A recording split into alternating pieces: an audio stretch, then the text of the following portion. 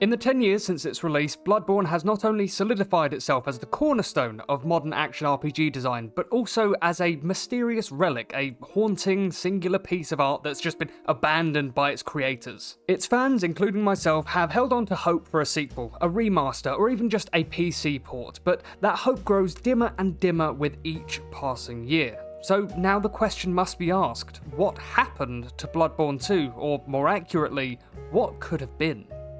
Released in March of 2015 as a PlayStation 4 exclusive, Bloodborne was a revelation. Created by FromSoftware and directed by Hidetaki Miyazaki, the same mind behind Dark Souls and later Elden Ring, Bloodborne broke new ground.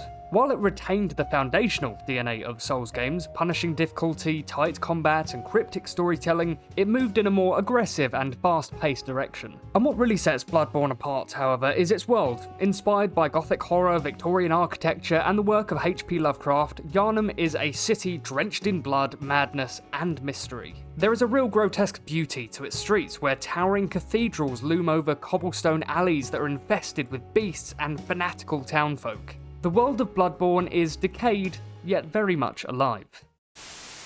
So where's this pig? Here he comes. I think he's gonna run up the stairs. Wait, what the fuck? Wait, what was that? You guys, wait. Personally, as you can probably tell, Bloodborne is my favourite of the entire Soulsborne Shadows Ring Twice series. Yep, I made that up on the spot. There is a unique energy, a confidence in its design, and a cohesiveness to its world that no other game has matched for me. And that's even considering Elden Ring. It's not just gameplay or lore, it's how every element from the UI to the sound design works together to make you feel like you're descending into madness, and yet enjoying every single moment of it. I pressed the up button on the thing and it did damage to me, and then I pressed the thing and it didn't eat it. And yet, here we are. It's been a decade since its release, and we've seen no sequel, no remaster, not even a PC port. This is especially frustrating when you consider that games like Mortal Shell, a much smaller Souls-like game, sold around 1 million copies and is getting a sequel. Meanwhile, Bloodborne, which had sold over 7.5 million copies as of 2022, is left to rot and die in the crypts of PlayStation's vault. And even Demon's Souls, the original game that started it all, received a full remake on PS5. That remake was developed by Bluepoint Games, not FromSoftware, but it showed what could be possible with modern tech and FromSoftware's timeless gameplay. And so, where is Bloodborne's next-gen upgrade? Where is its PC port? Where is anything Bloodborne? And it's gotten to the point where the only way we've seen Bloodborne on PC is because modders have ported it there themselves. That just shows how much people love this game. They are willing to reverse engineer and optimize it from scratch just to be able to play it at 60 FPS and with higher resolutions. There is a strange irony about the fact that Bloodborne, arguably one of the greatest exclusives PlayStation has ever had, is one of the most neglected. From the outside, it feels like Sony treats Bloodborne like it's cursed, it's untouchable, it's too weird, it's too dark, it's too niche. But this really couldn't be further from the truth. The Soulsborne Shadows Ring Twice fanbase has only grown over the years, especially with the colossal success of Elden Ring and Elden Ring Night Reign. That game brought the genre into the mainstream in a way never seen before, and people naturally just started to look back, discovering the older FromSoftware titles. And what did they find?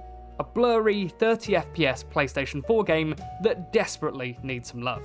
Whether it's a remaster or a sequel, there is no question, Bloodborne 2 would sell like wildfire, especially if it capitalised on the newer fanbase that discovered Souls-like games through Elden Ring and Night Reign. And I can just imagine the hype, a cinematic trailer showing Yharnam once again, or a new city cursed by blood and madness. The reactions would literally break the internet. To make things even more frustrating, it's not as if the developers don't want to return. Members of the original team, including Miyazaki himself, have expressed genuine interest in revisiting Bloodborne, whether that's a remaster or a sequel. They know that fans want it. They feel the same pull to that world as we do. But here's the catch. FromSoftware doesn't own the IP, Sony does, and for whatever reason, whether it's internal politics, resource allocation, or just plain mismanagement, Sony just doesn't seem interested. It is truly baffling. It's one thing for a developer to move on, it's another thing entirely for the rights holder to just sit on a beloved franchise while other studios release spiritual successors and try and fill the void that Bloodborne left. No! No! I refuse! Oh, I hate this! I hate this! I hate this. In the absence of anything official, other games have stepped in to try and capture the Bloodborne magic, the most notable of those being Lies of P, a Souls-like inspired by Pinocchio that takes visual and mechanical cues from Bloodborne. With gothic cities, offensive combat, parries, it's all there, and you know what? It's great. It nails the atmosphere and really does scratch that itch. But here's the thing, when people call Lies of P the unofficial Bloodborne 2, that's not just a compliment to Lies of P, it's indictment of Sony. It's a sign that fans are desperate for more of that style and tone, and they're looking elsewhere so they can get it. Sony should really be paying attention to this. It's not subtle, it's blatantly obvious. So let's just imagine for a moment, what would Bloodborne 2 even look like? The first game ended on a deeply surreal and possibly apocalyptic note, depending on which ending you chose. Would a sequel be a direct continuation, or would it just be another story in the same world, akin to the Dark Souls series? Perhaps maybe an Eastern Gothic setting, or even a far future world where echoes of Yharnam still remain, something akin to Dark Souls 3, where there are still echoes of the Dark Souls series, but it's very much decayed and broken.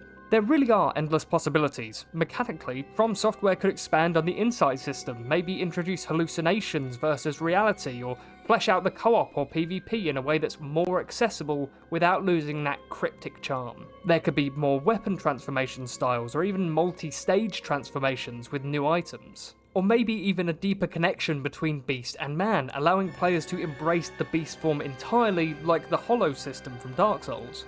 Narratively, the cosmic horror undertones could evolve into something even wider. There's a universe of eldritch gods and unfathomable realms left unexplored.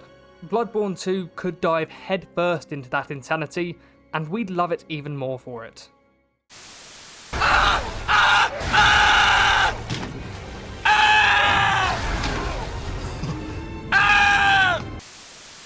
But the reality is, it's probably not happening. Not anytime soon, maybe not even ever.